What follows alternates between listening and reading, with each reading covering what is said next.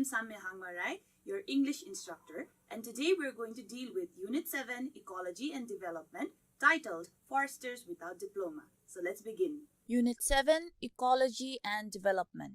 Sustainability is about ecology, economy, and equity by Ralph Bickness. So, sustainability has 3 E's, and they are ecology, economy, and equity. Foresters without diplomas. Before you read, what are the children doing in the picture? So as you can see here in the given picture, from the looks of it, it looks like the children are planting trees. Number B, share a couple of things that you and your friends have done to preserve or protect the environment in your community. So when it comes to preserving or protecting the environment, there are so many things that you as an individual can do. You do not always have to rely on big organizations to make an impact. Even your small effort matters. So, a few things that you could have done to preserve or protect the environment, such as examples of picking up the litter, planting trees or small plants, not always picking up litter, but not littering in general. Question number C, what does the title mean? Discuss with your friends. The title, Foresters Without Diploma, can be simply understood as foresters are actually people who are trained in caring, developing, or cultivating forests. So, in order to be a forester, you don't always have to have a diploma. So, simply being foresters without diploma are those people who care, develop, and cultivate the forest without a diploma. Now, let us read the passage. The Greenbelt movement started in my backyard. I was involved in a political campaign with a man I was married to. I was trying to see what I could do for the people who were helping us during our campaign, people who came from the poor communities. I decided to create jobs for them, cleaning their constituency, planting trees and shrubs, cleaning homes of the richer people in the communities, and getting paid for those services. That never worked because poor people wanted support right away and I didn't have money to pay them before the people we're working for had paid me. So I dropped the project but stayed with the idea. Then, in 1976, 2 years after the first backyard idea, I was invited to join the National Council of Women of Kenya. We were into the UN's Women's Decade, and I got exposed to many of the problems women were facing. Problems of firewood, malnutrition, lack of food and adequate water, unemployment, soil erosion. Quite often, what we see in the streets of our cities, in the rural areas, in the slums, are manifestations of mistakes we make as we pretend we are developing, as we pursue what we are now calling maldevelopment. And so, we decided to go to the woman. Why? Well, I am a woman. I was in a women's organization. Women are the ones most affected by these problems. Women are concerned about children, about the future. So we went to the women and talked about planting trees and overcoming, for example, such problems as the lack of firewood and building and fencing materials, stopping soil erosion, protecting water systems. The women agreed, although they didn't know how to do it. The next few months, we spent teaching them how to do it. We first called the foresters to come and show the women how you plant trees. The foresters proved to be very complicated because they have diplomas. They have complicated ways of dealing with a very simple thing like looking for seeds and planting trees. So eventually, we taught the women to just do it using common sense. And they did. They were able to look for seeds in the neighborhood and learn to recognize seedlings as they germinate when seeds fall on the ground. Women do not have to wait for anybody to grow trees. They are really foresters without a diploma. We started on World Environment Day, June 1977, and that's when we planted the first 7 trees. Now, only 2 are still standing. They are beautiful Nandi flame trees. The rest died. But by 1988, when we counted, according to the records women sent back to us, we had 10 million trees surviving. Many had already matured to be used by the women. But the most important thing is that the women were now independent, had acquired knowledge, techniques, and had become empowered. They have been teaching each other. We started with one tree nursery in the backyard of the office of the National Council of Women. Today, we have over 1,500 tree nurseries, 99% run by women. The women get a very small payment for every seedling that survives. The few men who come are extremely poor, so poor that they don't mind working with women. Women do a lot of work that requires caring, and I don't believe that it is solely indoctrination. Women started the environmental movement, and now it has become a movement that even financial donors see they should put money in because the efforts are providing results. But the minute money is in, the men come in. I would not be surprised that eventually, the more successful the Green Belt movement becomes, the more infiltrated it will be by men who will be there more for the economic benefit than the commitment. Although men are not involved in the planting at the nursery, they are involved in the planting of trees on farms. These are small-scale farmers. In our part of Africa, men own land. In some communities, they own separate titles to the land. In others, there is still communal ownership, which is the tradition in Africa. We are most successful in communities where women are involved in land farming. In Kenya, as in so much of the African continent, 80% of the farmers and the fuel gatherers are women. Women also keep animals. A large population of Kenyans are nomadic communities. The Maasai, the Samburu, the Somalis, most of the northern communities. We have been unsuccessful there. Yet, this is where trees are much needed.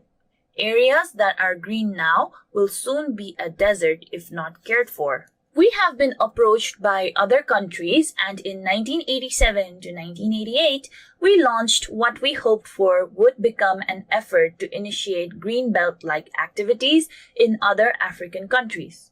Unfortunately, we have not been able to follow up. We started having our own problems in Kenya because of our having criticized the government for wanting to put up a big building in a Nairobi public park.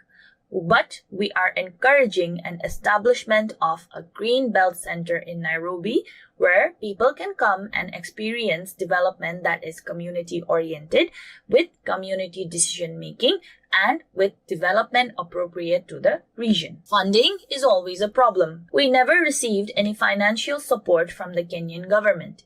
They gave us an office which they took away as soon as we criticized them. In a way, it is good they didn't give us money because they would have withdrawn that. We receive much of our support from abroad, mostly from women all over this world who send us small checks.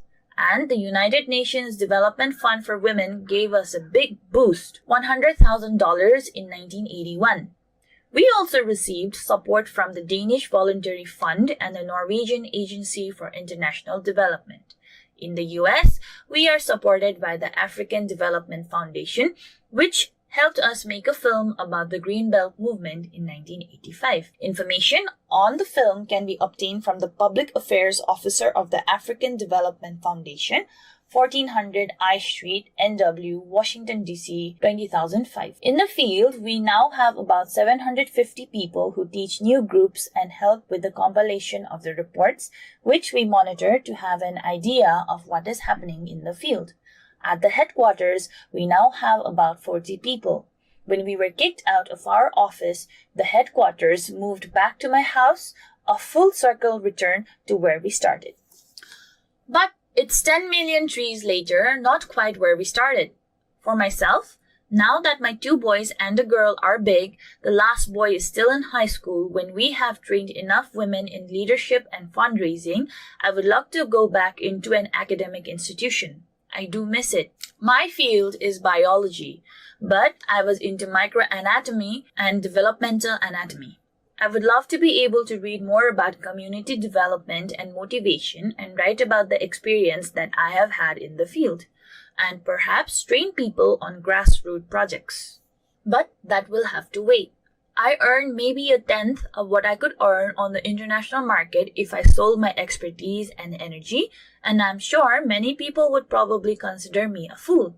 At home, the men don't believe that I don't make a fortune out of the green belt movement, but all over the world, we women do this sort of thing. My greatest satisfaction is look back and see how far we have come. Something so simple but meaning so much, something nobody can take away from the people, something that is changing the face of the landscape. But my greatest disappointment has been since I returned to Kenya in 1966 after my education in the United States. When I was growing up and going through school, I believed that the sky is the limit. I realized when I went home that the sky is not the limit, that human beings can make the limit for you, stop you from pursuing your full potential. I have had to fight to make a contribution. We lose so much from people because we don't allow them to think freely and do what they can. So they lose their interest, their energy, the opportunity to be creative and positive, and developing countries need all the energy they can get. I tell people that if they know how to read and write, it is an advantage, but that all we really need is a desire to work and common sense. These are usually the last two things people are asked for.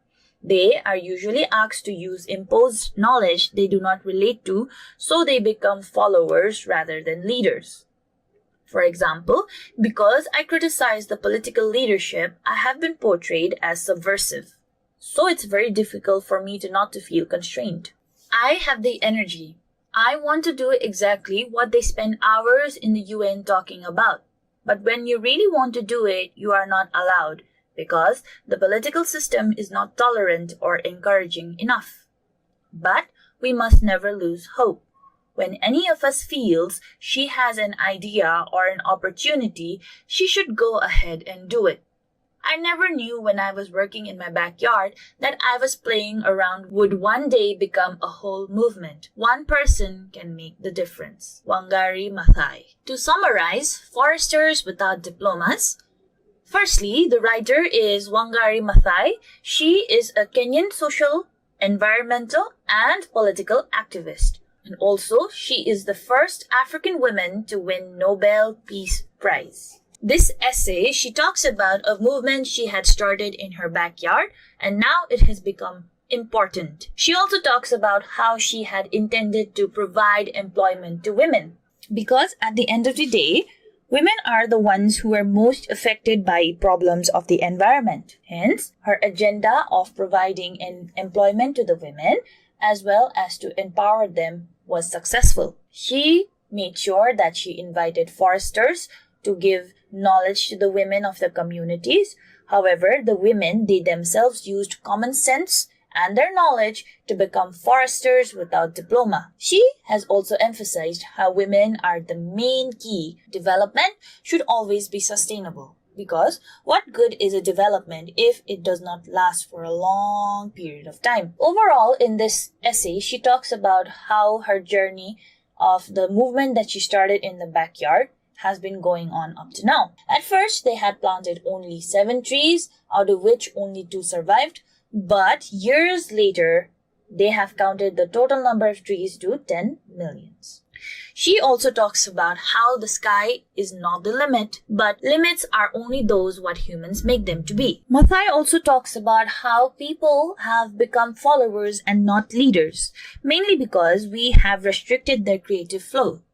We force people to think and use the implied knowledge. That makes people less creative, and that is what makes sure that people learn to think what the previous people have also thought. Instead of becoming leaders and thinking for themselves, thinking something new, they become followers. following the knowledge of the previously passed down. Mathai also talks about how it is important to read and to write. But then again, it is really important to have a desire to work and to have common sense, because common sense is not so very common. Political system is not tolerant or encouraging enough. Hence, even if you want to really do something, because of the political system, you are not able to or not allowed to do what you actually want to do. The case as in Kenya is also can be seen in other countries of the world. Usually, because of the political system, many things are not working out as the people want it to be. One should never lose hope and should always keep moving forward, because at the end of the day, Mathai never knew that when she was working at her backyard, she never thought that movement would become a whole movement that would spread over the world. And like Malala, Mathai also believes that one person can actually make a difference. As I had also mentioned previously, you don't always have to be represented from an organization or need support from an organization to make a difference. Even your smallest of efforts can actually make a difference. So, as part of your homework, let's deal with question number 1. Why does Mathai emphasize on empowering women? So you need to note the fact that Mathai is a feminist and she truly believes that women are the ones who are suffering the most. But she's not trying to say that men do not suffer. That is not her point. Please do not understand that. Her point is that because women suffer the most, hence she needs to empower them more. And also, empowering women has major benefits. Number 2, how has patriarchy been portrayed in the essay? So, first, please understand that patriarchy is a system where males hold the power and women are largely excluded from it. Please do not say that women have been getting their part of the share, their power, the power and position. Until and unless the world comes to equal number, you cannot say that women are more powerful than men. We are not blaming men, we are blaming the system. So, you need to mention how patriarchy has been portrayed in the essay. Examples of such as men not willing to work if money is not included. Men belittling Mathai's movement. So, how have men been belittling her movement? They do not see the importance of the movement that she has been working in, because they do not see that movement as a real job. As mentioned, Mathai does not take a lot of salary. And because she does not take a lot of salary, her contributions to society are overlooked. Taking more money, men would have taken it more serious. At the end of the day, the men in Mathai's household themselves do not see or belittle the movement that she has started. And number 3, does empowering women help develop the nation? Here, you write your own opinion. Whatever opinion you may have, you need to mention logical reasoning. So why do you think that empowering women helps the nation? Or why do you think that empowering women does not help developing the nation? Whatever opinion you give, make sure you write down logical reasoning. If you have any queries, please feel free to email us at learning@dearwalk.edu.np. Thank you very much.